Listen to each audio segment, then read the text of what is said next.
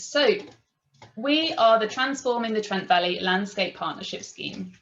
We're funded by the National Lottery Heritage Fund for a 5-year scheme, and we are just at the start of year 3, so about halfway through.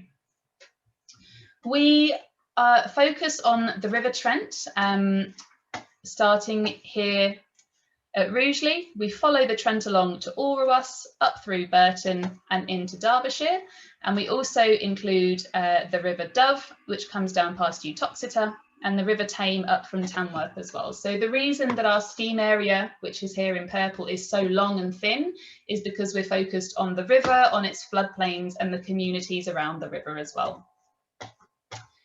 The scheme is led by Staffordshire Wildlife Trust. It's a partnership scheme, and there's 18 different organisations which make up that partnership.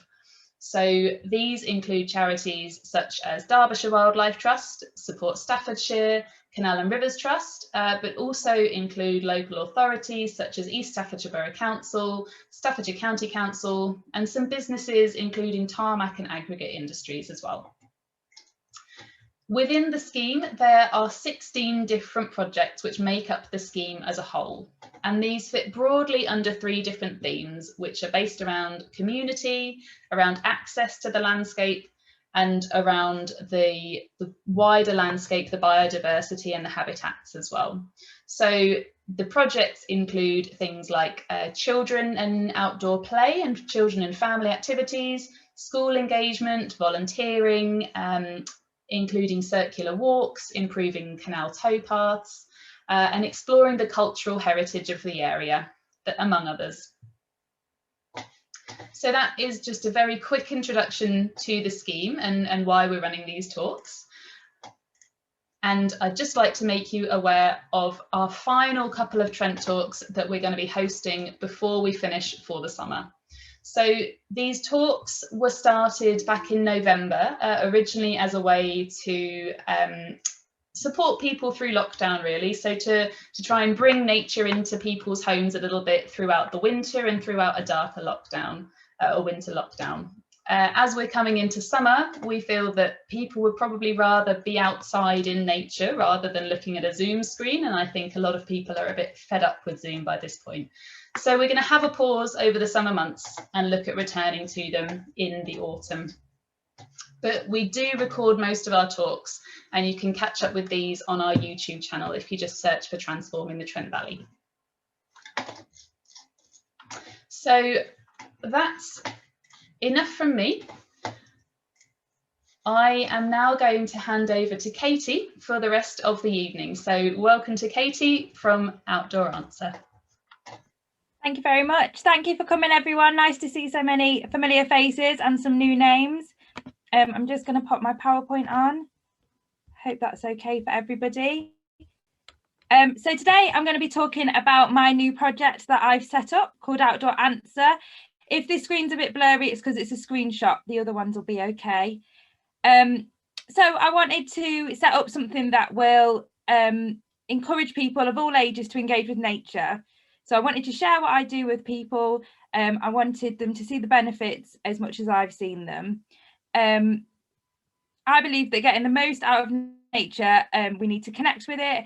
We need to look after both nature and ourselves in the wild journey that is life. So in every part of life, everything that we do, we need to have nature with us and as part of our life. So as part of this talk today, I'm going to explore the 4 key ways that I do that as Outdoor Answer UK. So my main key themes really are expressing the self, appreciating the outdoors, interacting within nature, and then enjoying time outdoors. So I'm going to be looking at those and looking at them regardless of age, regardless of experience that you've already got, regardless of your background. So all of those things are what I'm going to be taking into account. So Katie, can I just interrupt you for just 1 second? I can't see your screen share, and I don't know if anybody else is also having that problem. You just try sharing it again. Is that better? Yes, it's still a bit blurry, but it is. The screen is on now. Yeah. Sorry, thank you. Yeah, so I do work with children. I've worked in primary schools and things, but have also worked with adults, young adults, and teenagers. So this is by no means just for a set amount of people. But yes, as it's already been said by Nicola, please introduce yourself in the chat box. Feel free to ask any questions, and also share any advice or information you have as we go along, because I think we've all got lots of it, especially the names that I've seen already on the screen today. So my main manifesto is this. So this is kind of what I follow. This is what I think is really important. And this is what I kind of aim as my outcome at all times. So I just think it's really important to get your hands dirty, to be involved. And as part of my role, I offer a range of ideas and motivation to allow everybody to go outside. So I believe that well-being is intertwined with our relationship to the outdoors, and there's lots of different ways that we can react with that. So I can't wait until I can run more sessions. At the moment, it's quite limited, and encourage connection and community and collaboration, and allow an appreciation for nature and what it can do for us. Just to say a little bit about me, I have a varied background. I've worked in the outdoors for over 10 years now in various different ways. I worked for Staffordshire Wildlife Trust doing their birthday parties and their holidays, their holiday clubs. I then moved to Dorset and worked on the Jurassic Coast for 3 years. I did seasonal jobs such as working in Lapland, working in France. I've also worked in Seville in Spain. I tried being a teacher in a classroom and it wasn't for me, so I'm now currently doing my forest school qualification whilst working at a heritage site very locally, hoping to use my skills for a wide range of people. So why did I choose the outdoors? Because it is virtually impossible to get too much fresh air. Every time you step out into it, even if you just look out your window at it, your whole body gets a benefit. So it's been proven by scientists that your whole body, regardless of the weather, regardless of how long you go out for, you lower your blood pressure, you improve your mood, and you can relieve your anxiety. So Derbyshire University are doing a lot of research on this at the moment, and that's where a lot of the data from today comes from. So the National Trust, they believe that everyone needs nature, and I would agree. And this is kind of where it would be interesting to see what you think on chat, because I don't think it's that easy. I don't think it's that easy for everybody to access nature.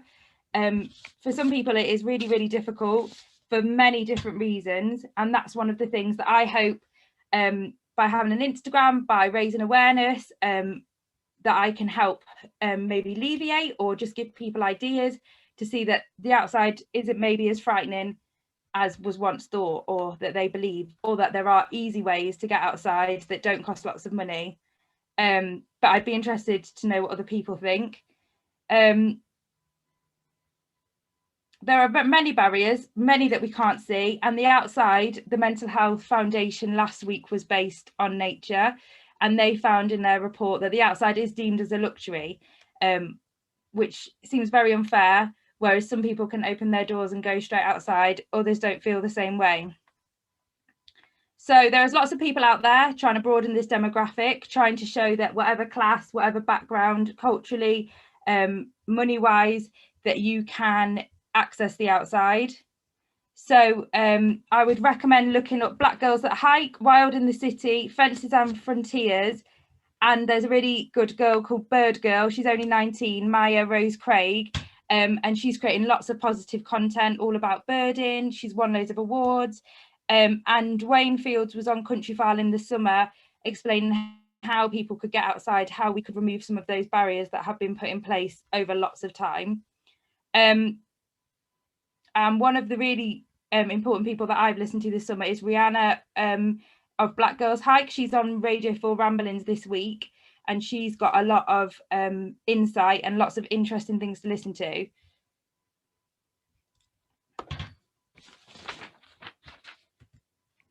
So these are some of the barriers, so including clothing, thinking that you've got to have all the best gear, spend lots of money on the best gear. I went into an outdoor shop this weekend and socks cost £10. So if you think you're access to nature depends on if you've got the best socks or the best walking poles, then you're already going to feel like you're limited to what you can do.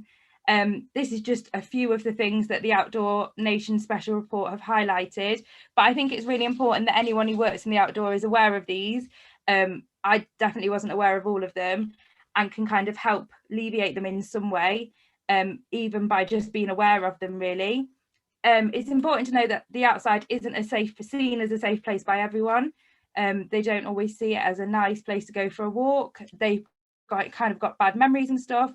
And yeah, it's good to be able to do that. Also, your disabled access is not good. Styles are in a lot of field, and that lack of representation. However, Julia Bradbury has created some really good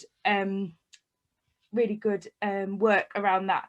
So it is coming, it's just coming quite slowly, but it's always worth to keep an eye on it.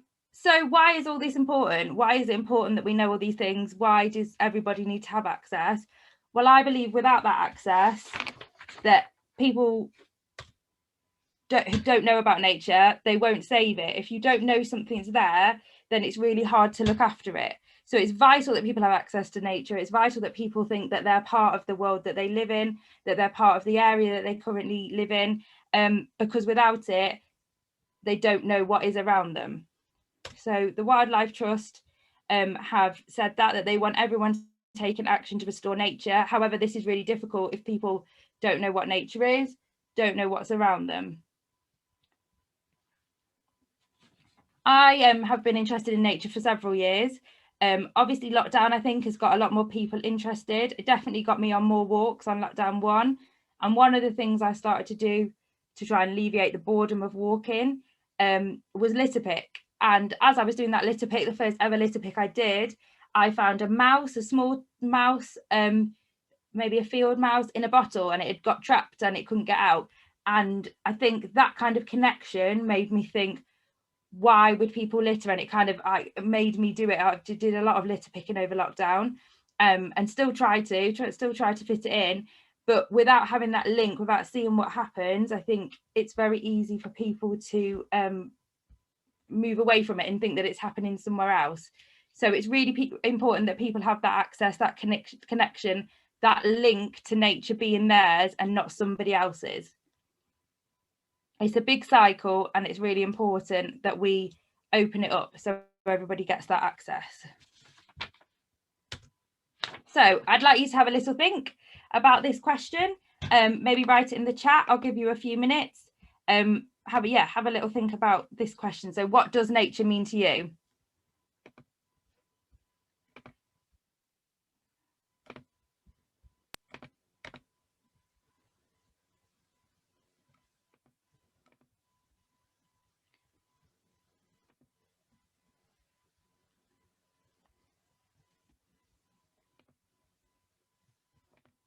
Okay, lovely to see some answers coming through.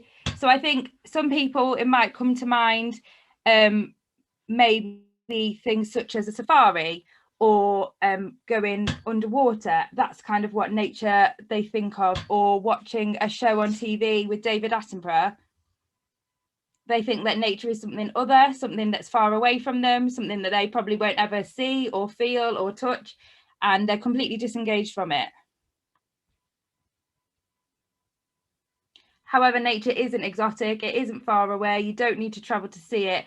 It's under our feet, it's in our neighbourhoods, and it isn't just somewhere to go on the weekend, it isn't a destination like Cannock Chase, somewhere to pop to kill a few hours. I think Matt Haig says it really, really well. We are nature, everything is natural. So leaves don't wonder why they fall, waves don't wonder why they crash, just let yourself be. So we are part of nature as much as nature is part of us. And I think that is vital that we kind of learn that and we get to know it.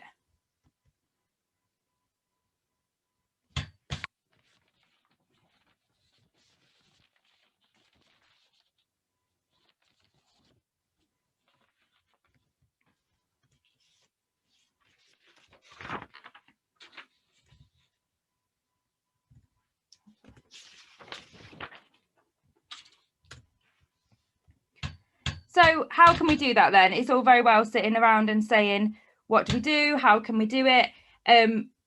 I was watching some of the Eden Project's videos over lockdown. They did some really good, interesting webinars. And one of the speakers on there was from the RSPB, and he suggested this, and I absolutely love this idea. So you get to know what's around you. You look out your window, you feed your birds on your bird boxes, and you name them. So you can do that. Obviously, if you've got small children, that might be really nice, but I don't know why you can't do it when you're an adult. I always salute to the magpies. So we've got Dave the pigeon here and Doris the blackbird. And so you get to know them. You see them when they come in your garden. We have a robin that visits all the time. And that means you then notice when they don't come. If one year you get a lot less robins or a lot less sparrows than you normally do, you can think about what's changed, what maybe you've done that's different. And that makes you aware, that makes you engage with your area. Maybe you've used a weed killer that's killed all the worms off. They don't want to come to your garden. So all these kind of things are really important.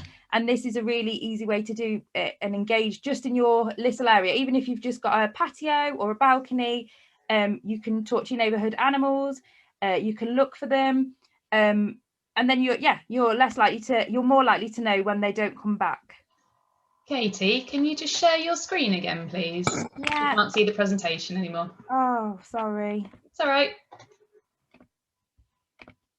Thank you for letting me know. Here you go. Here's Dave and Doris. You won't have known what I was talking about. There they are. So it's all about taking responsibility of your patch. Another way I like to do it is to choose a certain tree when you go for a walk. Have a look at that tree as it changes over time. Notice it in May, notice it in November, and see if there's any difference. Another one is a sound map. So this is just done on a piece of cardboard. So it's all the different things that they've heard while they're on a walk. So obviously a cow, they've heard a bird fly across, a dog over here, they're sat right in the middle. So this is a dead easy thing to do. It just gets you into an area, and you could redo it every time you go, or certain months, the first day of each month, and just see if you hear different sounds. You probably won't hear certain birds in the winter. You might not hear a dog next time you go, and the cows might have been moved fields. So you just kind of get aware of that one place you go to. Maybe there's a walk that you do more than others, and I just think it's a really simple way. So these are all ways that we can get involved with nature, we can engage with it, and it's not just something that we see on a screen. One of my top tips when people say they haven't got enough time, they can't fit nature in, is doing what you like to do outside. So this is me and my family. Obviously COVID made this a bit more essential, more necessary, that we had to go out and have a coffee, but there's no reason as we move forward that can't be kind of a new normal, that instead of sitting in a stuffy coffee shop, we can't go out, go for a walk, kick the leaves, see what we can see. It's a nice excuse to get out. This is the heritage site that I talked about. I work at the Orangery. Last summer they had a mindful and yoga day, and this is, instead of going inside, they decided that they were going to do it outside under a beautiful oak tree, and that was how we were going to spend the day. So instead of going inside, instead of doing it on YouTube, we did something that you could do inside outside. And then this is me cooking, so with friends. Another one, an activity we could have just met in a pub, but instead we went out and we cooked marshmallows. And so this is the kind of thing I think is really key. So thinking about what you do outside that you could, inside that you could bring outside. So if it's your cup of coffee in the morning, just give yourself 5 minutes. So you're not even changing your routine. You're still doing the same thing. You're still having that cup of coffee, but instead you're having it outside. That's all you're doing. You're just opening the door, or even opening the window, not even moving, just opening that window, looking out, seeing the green. Even looking at nature makes a difference. So yeah, I'd like to know if there's any examples of things that you do. Maybe you've been to the cinema outside, maybe you're thinking of doing changes like that, maybe lost my list of all the things. Maybe you're doing mindfulness, maybe you walk a lot more outside, you're not just getting on the bus or getting on in the car, you've tried to change it a bit and trying to walk a bit further. All those things you've just slightly changed in order to engage with nature a bit more would make a massive difference. Also, reading's a really key one. If you read, just take your book outside, you're getting that added fresh air, getting some background noises, and it will calm your heart rate down. So one of the second things that I find really important, kind of backs up what I do as part of Outdoor Answer, is mindfulness and being in nature and expressing the self. So this is all about filling your cup. For those who don't know, it's a bit like when you go on an aeroplane and they ask you to put your mask on before you put anyone else's mask on. You have to have a full cup before you can help anyone else. Your cup can empty for all sorts of different reasons. Maybe you're tired, maybe you haven't eaten properly, maybe you've had a stressful day at work. All these things empty your cup until it is completely empty and you can't function then. So it's all about filling that cup up and keeping it full in before kind of disaster strikes. So nature is a really key way of filling your cup. So it's a nice way of filling your cup. It's a way, as we've just seen, that you can hopefully fit into your day. And as I said before, it's virtually impossible to get too much fresh air. And it's really important that you listen to your needs. So if you want to be creative, you could use art or poetry. One of my favorite things to do is listen to podcasts. So listen to a range of podcasts. It could be about the news, it could be a comedy podcast, it could be something that you're just a bit interested in. Everybody has a podcast now, so you can choose that and be in the outside and kind of leave your normal life. But yeah, every time you invest even a few minutes into that, Derbyshire scientists, the University of Derbyshire scientists have found that you have positive effects. So your body, mind and spirit are being positively affected. So whether it's hours a day, you're going for a big long hike, or you just go out for a little stroll, and instead of chatting on your phone, you just look around and count how many trees you see, that would make a massive difference. Just being that bit more mindful, making sure you can feel your feet on the ground as you walk, feel all your toes as you walk along, can make a huge difference. So these are the kind of things that I'm going to work with my groups to try and help. So forest bathing is one of the main ways that this is done in Japan. It's prescribed by doctors, and it's really important. So Japan had a really high level of suicide, and they looked into it. They did huge amounts of research, and they used their natural areas, their beautiful forests, and they encouraged people to go out and bathe in these forests. So it's got nothing to do with water. It just means letting those senses soak up those senses, or in all parts of your body, you soak up the atmosphere and you really appreciate where you are, and that boosts your immune system, lowers your blood pressure, helps you sleep better. It has so many benefits, and especially in Japan's a really bad country for it. People were getting in their car, going to a air-conditioned office, getting back in their car, going to their air-conditioned houses. So they weren't having any fresh air, and the results of this have been amazing. And you'll probably have heard about it in magazines. It's kind of the new buzzword, but it does work. Another thing I'd like to mention is sit spots. I had a discussion with people about these recently, and it can be as much as opening your front door and just looking out at your front door every day while you collect your bottle of milk. Or you can go to the same spot every day, once a week, and like with the sound maps, just listen, just see if they change. So nature is one of the few things that dynamically changes. It never stays the same. So every day you will hear something different, you will see something different, and that helps you just ground yourself back where you are, and kind of helps you see the bigger picture of the world when everything can feel too much. So I think that's really important. The next slide will be blurry, but I love it so much I had to put it on. I found it years ago and I don't know where I found it from, but I just think it says all the right things, really.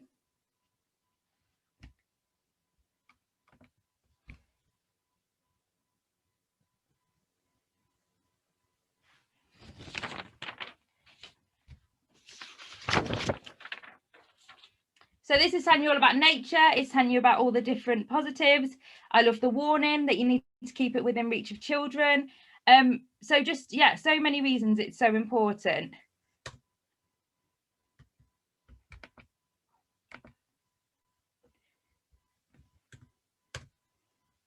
Okay, so this is all links to what Outdoor Answer does. I provide a worthwhile experience linked to all this research that I've done, research that scientists, psychologists, and sociologists have done throughout the years. Some of this is not recent research. It's from the 70s, the 80s, and even further. People have been going out into nature, using dandelions for dyeing. You can eat every plant of a dandelion, every part of a dandelion. I learned that this week. There's so much goodness from something that we think is a weed. So there's so much knowledge that's out there that needs to be imparted, which I think is why the chat is so important, because people on this call will have so much more information than I will on some of these areas. This is just stuff that I've looked into because I'm interested. So as part of what I do, I focus on the fact that we are hardwired to crave connection with the natural world. It is what we need. We're part of it. It's really, really important. So it doesn't need to be hours. That's been proven. It doesn't need to be a massive hike that we go for hours. It's actually what we do rather than how long we're out there. So if you mow your lawn and you're out there for an hour, that doesn't mean that you've had a connection with nature that day. You've just mown your lawn. However, if you go and sit with a cup of coffee and name or can listen to 4 different types of bird song that morning, and you've only been out there for 5 minutes, your natural connection is a lot higher. So if you don't have time for an hour, 2 hours of nature every day, it doesn't matter. That's not what it's about. So here are some things that I can help with. These are some of the things that I support. I plan and facilitate my sessions, thinking about all these things. And I aim to increase these, the levels of these things while I'm doing my sessions. So what I do sometimes might just look like we're painting rocks, or that we're throwing sticks, or that we're tying some things together with strings, but actually they do some of these things as well, which is really important. So mood and energy levels are greatly achieved and greatly improved by being in nature. So this is all based on scientific data. This will be the University of Derby, as well as some articles I've read in The Guardian as well. I can get links to those to you if needed. So being active releases those hormones. So I would do things with children and adults, such as team building games, getting busy outside, doing a task where you develop something, bug hotel, going looking for things. Scavenger hunts are one of my favourite things. So you just get out, you get to touch where you are, that environment, and feel part of it straight away. Also coping with stress and anxiety. So this is really important. So you can reflect. So nature is a really good way to reflect, take time to have a think. So the sound maps I've talked about earlier, or journey sticks. So you get a stick, some string, and as you walk along, you kind of pick things that would remind you of that journey as you go home. And then obviously being in the outdoors, once you've been out there, hopefully it wears you out, it makes you more tired, and that improves all the other things that we've talked about. So sleep is really important, and being in nature can really improve that. And you don't have to go for a marathon run, you can just go for a stroll, and yeah, it can make a difference. Self-esteem is massively improved by being outside. So I like to do a task that people can complete. So Forest School, it's always pushed on us that it's really important that they're achievable small tasks. So when we first started whittling, we weren't told to whittle a table, for example, or a chair. We've whittled a little woodland friend that I can find later to show you. So it was something really easy. He's got crazy hair and a nice face, something that you can show people when you take it home. Climbing trees, that's, you know, something that people want to do, often not allowed to do. It's a nice task that they can complete. Creating a fire, we often start by creating a spark. That's quite an easy thing to do, and then you move on. You don't start by trying to plan cooking your tea on it. So I think that's why nature is really important. It kind of slows you down and helps you think about how you're going to start everything. So it all has to start small and then it grows. Creativity is massive in nature. I have done this week Hapazoom, which is a Japanese art form. It literally means hitting flowers into material. I think that's how it's translated. And loved it. I've done it with toddlers, and I've also done it with year 6 students today. 2 of them are autistic, struggle a lot in school, and I couldn't get them away from this project. They were doing it for about an hour and a half. One piece of material, lots of different petals that had fallen off in the rain, and a stone. And they made some beautiful patterns that we've turned into flags and bunting. So it just goes to show that I think we weren't using paint, it was something completely different, and it just really opened their inspiration, and they had a really nice time. And then the other thing is appreciation of creatures. So as I said before, you can listen to the birds. Being in nature, I think often one of the barriers, as we talked about earlier, people think is that you have to be able to name 18 different species of mammal and birds and all of the plants that you're going to see, and it's just not necessary. I love that in our forest school they keep telling us that your first plant ID is a nettle. Everybody knows what a nettle is, because you have to learn that one quite quickly. But other than that, it is tricky, and unless you're going foraging for mushrooms, just enjoying it, seeing that there's a bird with a yellow bit on it, I think is as important as knowing the name of it. I don't think that should stop people going outside.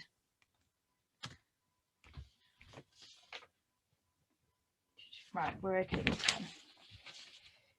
I'm just going to have a look at the chat box because I can't see it, and just see if anything's been said.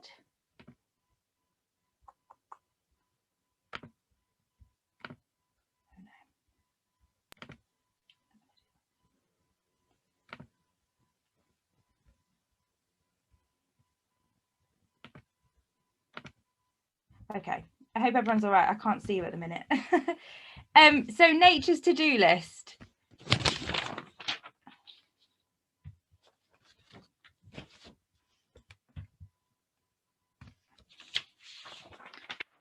So this is all about being able to use nature to our benefit, to be allowed to be part of it. So my third thing that I do is part of the kind of the backbone of what I do as Outdoor Answer UK is look at interacting with nature.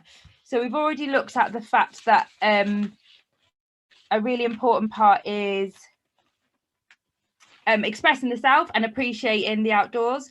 So the next one is enjoying time outdoors, but this one is interacting with nature. So having that personal interaction with nature in whatever way. So we've said this one quite a lot today, but also just putting your feet into the earth, just your bare feet into the earth, or looking at the clouds, all things that we've probably done before and not really thought about, but it's all really important.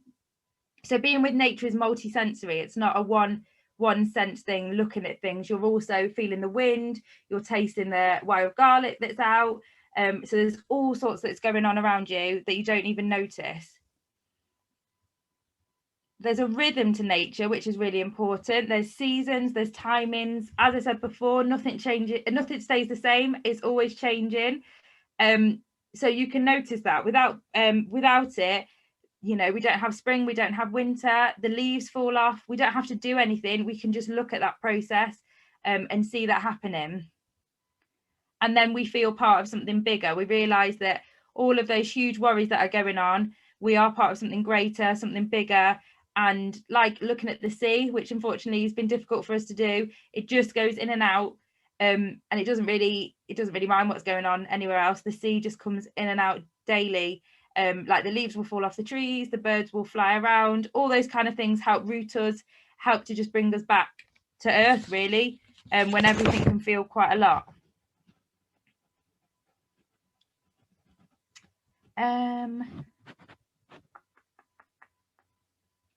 So it was mental health week last week, and the theme was nature, which was amazing. Lots of people were really happy with that. One of the things the favorite things that somebody commented on my Instagram with was that they loved it. They love going out in nature because trees don't judge. And I thought that was amazing, because trees don't judge. And, you can doom scroll on Instagram, on Facebook, on Twitter, but actually if you put that down and just go outside, the trees aren't going to say anything to you. And yeah, that wasn't my comment. I've nicked that off somebody, but I thought it was a really good point. So for my last one, it is about enjoying time outdoors. So that is one of my key things, I think. So we looked at the barriers, we looked at the fact that some people don't have good memories of being outside, that they've been on long hikes as children, bad things have happened out there, they've been dragged in all sorts of weathers, all sorts of things. And I think it's really important that time outside is enjoyable, and that play isn't just seen as a child thing.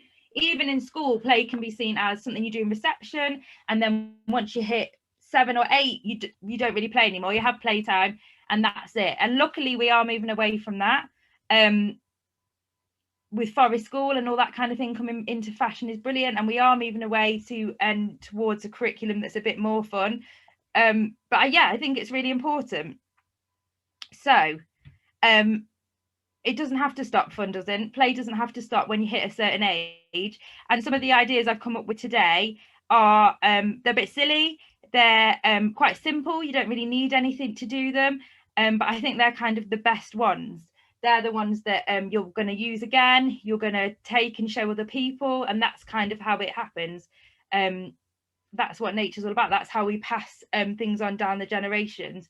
That's how we know all the rhymes about nature, and we all know how a buttercup can show us that we love butter. That is dying out. People at my forest school training had to teach children that you have to put a buttercup under your neck to see if you like butter. That's, they're the things that we need to keep sharing. They're the really important things. They allow us to see that buttercups have come out a bit later this year or a bit earlier, and they're all the things that are going to really help, especially as climate change is happening. And that's the generation that's going to need to know about it. So being out in nature also improves your muscles, improves your quality of life. So whatever age you are, it's really important to get out and about. So a scavenger hunt, as I said before, is one of my favourite things to do. You can print loads of these off online. There's literally hundreds. This was one for a bee-friendly scavenger hunt. You can get ones for your garden, ones for when you go in the woods, all sorts of ones, but they normally have pictures and you just kind of tick it off. You can obviously not print it off and just have it on your phone. But and it just allows you to name things as you go along, have a look out for certain things, notice differences. This is a spring bingo. This is a bit of a silly one. But it doesn't need to be serious. Being outside doesn't need to be serious. So you could have this for the whole month and see what's going on. The Wildlife Trust does 30 days of nature, of wildlife in June. So the 30 days of June, they have a different activity or a different event, and that's really good. I've done that for the last couple of years. They do it for individuals, for schools, for offices. You can get the app, or you can download the pack, or they send it to you and you get stickers. Or I love a sticker. So I think anything like that you can get involved in is really really beneficial. And this is for early years, but I don't see any reason why you can't stargaze. You don't even need to leave the house to stargaze. Outdoor readings, one we've mentioned earlier. Dandelion wishes. I learned this week that if you put a dandelion that's got the wishes bit, not the yellow bit, into a glass of water, it will come out and then you can still blow it. It doesn't get dissolved in the water or anything. It doesn't change. So there's loads of things you can just keep learning.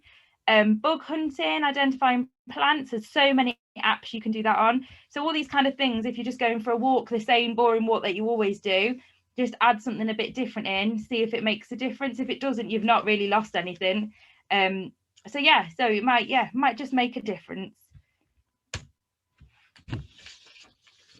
Okay, I'm going to try a video, so bear with me. So this is a really good roundup of everything that I've talked about, the impacts and the importance of being outside, the effect it can have on the world, and why it is needed. It's so needed.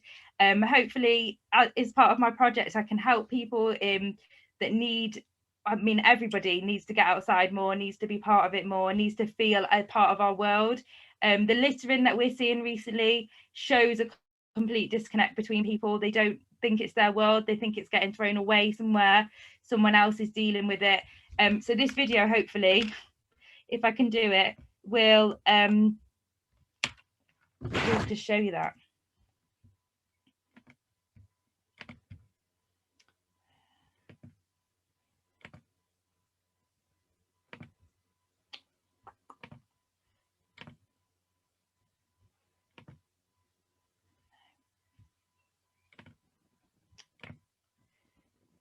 There we go.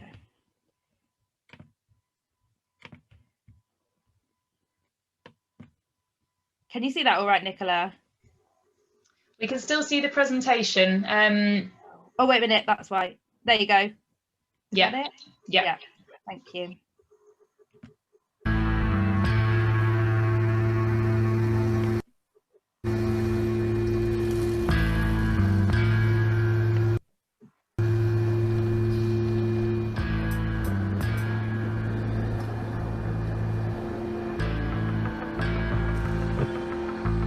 Time right now.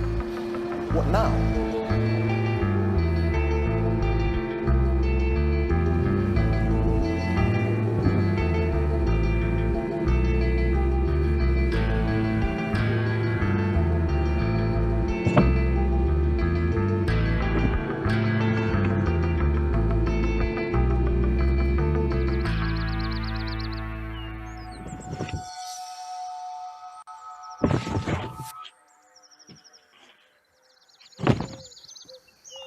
Oh, what are we actually doing here? Seriously.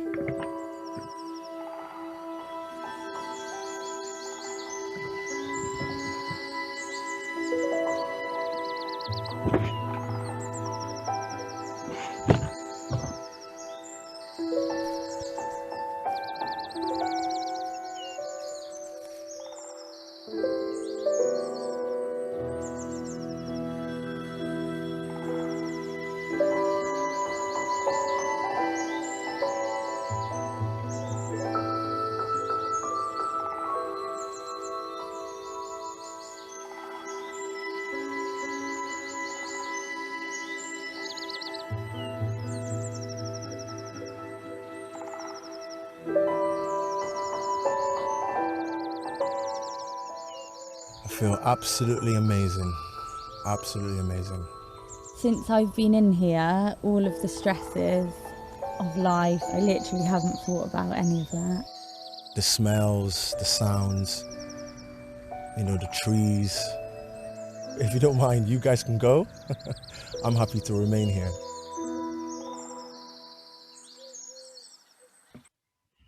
So that was just kind of to show that what I was saying today is kind of backed up. Yeah, so the sorry, just a second. The WWF, they predict that by 2050, 6.5 billion people will live in towns and cities. So that is a huge, huge number. And taking ourselves away, going into nature, that will break up some of the things that can feed into our rising stress level. How much nature will be left by then, who knows? But yeah, Richard Louv, who's a really well thought of author, all about nature, getting out in nature, especially children in nature. He believes that we are suffering from a nature deficient disorder. So he's looked at lots of children, lots of data, and he thinks the description of the human cost of alienation from nature. So that not being in nature is actually making us deficient. So people like look at having vitamins and they look at all sorts of different things, but actually nature is the only antidote to that, really, is what his argument is, that we have to go into nature, which is out there for us. I hope some of this is making sense. I hope some of it is working with you. I hope you're kind of nodding along. So another thing that I thought was really important that I hadn't touched on yet was like the idea of working with nature, being with nature, seeing it as something that we can look after, we can be a stewardship of. So micro volunteering is a term I looked up. I kind of came across it. As I said, I did some litter picking, but I was by no means, you see some people who collect bags and bags and bags. I kind of went out with a little bread bag and just like put some in from my litter picker that I got for my birthday.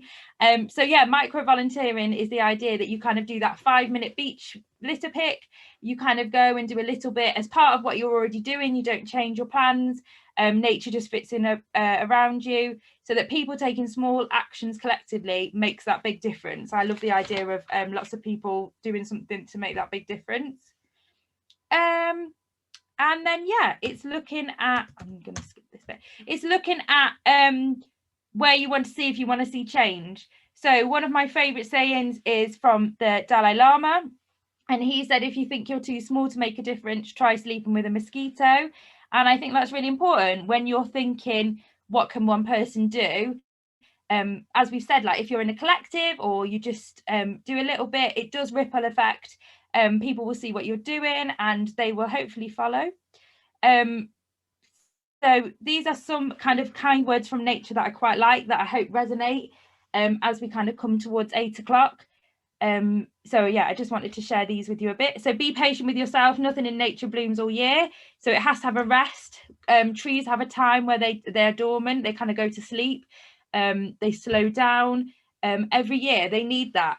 We don't give ourselves that time, and I think it's really important to kind of listen to the rhythms, as I said before, the seasons that we have. In the past we would have followed those, we would have slept more in winter, and we've kind of lost all that. So this is like coming back to nature, coming back to being part of it. This one as well is okay to rest. Nothing in nature blooms all year round. Kind of the same theme. Like when we plant a sunflower, they stand too high. They're really wobbly. Sunflowers are always wobbly. You always have to put a cane on them or secure them to the fence somehow. And we always just do that. Every year people will have sunflower competitions, they will use canes and they will support them. They need support, otherwise they wouldn't grow, they'd bend, they'd really struggle, you wouldn't get the tallest one, you wouldn't win the competition. So we give it bamboo sticks and we don't think about it. However, when we struggle, when we're not doing very well, when we're not reaching that sunshine, we don't really ask for help, we don't really like to think that we need it. Yet we're quite similar to sunflowers. They can only grow the way they do because we help them, and because they have a really, really strong network of roots underground. They have lots of work going on that we never see to help them grow as big and amazing as they do. So I think it's key to kind of keep that in mind. As humans, like, we are nature, as we saw before, we're as interlinked with all of it. It's not a destination, it's something we are. This is a picture from Rugeley. This is of the Trent at winter. So this was after Christmas this year. I think, yeah, during the Christmas holidays at some point. I really like this picture, and I love the saying, so if you only walk on sunny days, you'll never reach your destination. So it's really important to kind of look forward, think about what your plan is, and kind of keep going towards it.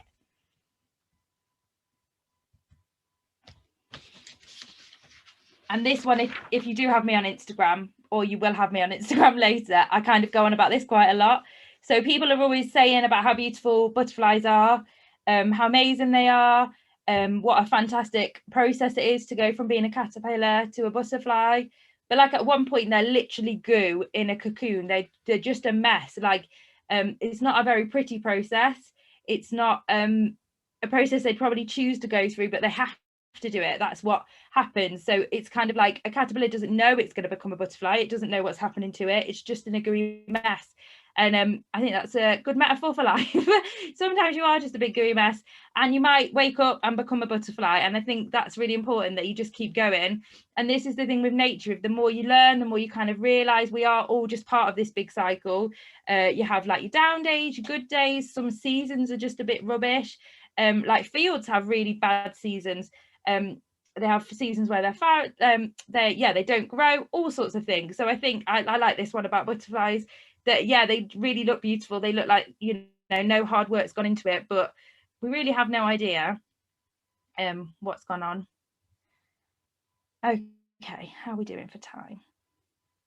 So one of the key things is to just look after yourself really and be nice, I think, is what one of my main teachings from nature. Another thing is, often I get, as I've said, I work with quite a lot of children. You get that, they bounce off the walls, there's loads going on, they can't concentrate, they'll never be able to do what you're doing, they won't be interested, and then they sit, like I had children yesterday using a Sharpie on a rock for like 25 minutes. Their parents had never seen them so still, and it's not, I don't think it's because it was particularly interesting, it was just something a bit different. But also there were no walls, there was no other distractions, there was no telly going on, no phones ringing. So this is from David, and I just quite like this saying, you can't bounce off the walls if there aren't any. Just get outside. They say that the best things to do if you're not feeling well, or there's tantrums going on or whatever, is either water or outside. So either get into nature, or like get in the sea or the bath, or have a shower. Like one of those things, it will kind of, after you've done that, everything will feel better. Whether or not that's true. And then this is just from my forest school, really. I'm learning as well all the time. So I like to do research. This one will probably be a bit blurry because it's a screenshot, but it's kind of that thing of not saying stop, not saying be careful all the time, not saying don't. So it's saying how else to do it. And this might seem a bit, I don't know, like snowflakey, but I don't think it is. I think it's really important. Like some people are so obsessed with not getting dirty, and actually they had a really good time. Yeah, and then about the rain, like, just don't do anything if it rains. We would literally do nothing in Britain. This weekend, I'm sure you still had to pop to the shops. You still, you know, maybe met your friends up. So it's really vital that we don't make it sound like we just have to stay in all the time. So yeah, I just quite like these. I think it's really important to kind of think about what we say and what we say to each other as well, or to yourself. Like sometimes I'll be like, oh, I'm not going out because it's raining. But like I said, you wouldn't really do much at the minute. May's been a bit of a washout. Okay, so yeah, as we come towards 8 o'clock, I just kind of wanted to do show you what I do on Facebook and Instagram, really. It's really a new project, so I'm not a business yet, but I'm hoping to become one. And I kind of advertise some inspiration that I found, anything that I find interesting. This is a tree from nearby that's hundreds of years old. This is a project that I did. So this is clay faces using nature. These are some things that I thought were quite funny and quite interesting. So yeah, I share all sorts of things, interesting pictures. I have Wild Wednesdays where I share things that are, like I've been a bit wild that week that have been quite interesting. And then things I like Thursday, which have included a disco ball plant pot. So yeah, you kind of never know what you're getting, really. I do pictures that I do. I'm not really a photographer, but like I saw a robin, and on there we had a chat all about kind of nature sayings about robins are near. So that means people who robins appear when lost ones are near. So yeah, so things like that, people use nature to comfort them. If you see a white feather, it's like a feather of an angel or a feather of someone that you're missing. So there's lots of links with nature with helping to comfort people, and I think that's really important. This is a bridge in Rugeley. I've lived near Rugeley kind of on and off my whole life. I've never ever seen this bridge before until lockdown. So I think that shows that you can never be quite sure and never know what you're going to find next. I share like podcasts that I think are interesting, books that I found in the attic that I've had for years. So yeah, it's well worth a look. If you're not on Instagram, it's on Facebook as well. I'd really appreciate your support, please. And yeah, that's kind of it. If everybody would like to go for a break. Is that all right, Nicola? Yeah, absolutely. Thank you so much, Katie. I've written a huge amount of notes. You packed so much into that talk, and as someone's just popped in the chat, your enthusiasm is so infectious and so inspiring and lovely to see. So thank you so much for that talk. That was really, really interesting.